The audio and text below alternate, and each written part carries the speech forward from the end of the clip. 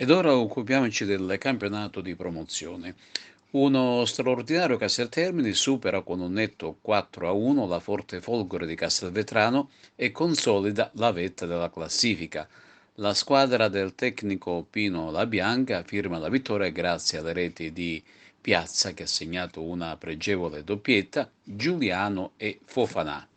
Più sofferta è invece la vittoria dell'Unitas Sciacca, che piega la Nissa per 3-2 grazie alla doppietta di Galluzzo e alla rete di Coco. Da sottolineare che la compagine nissena era riuscita per ben due volte a portarsi il vantaggio. Poi c'è stata la svolta dello Sciacca.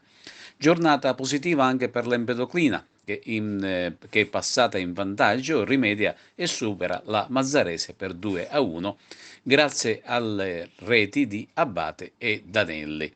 Anche il Camarat si prende una bella soddisfazione andando a vincere a Partinico per 1-2.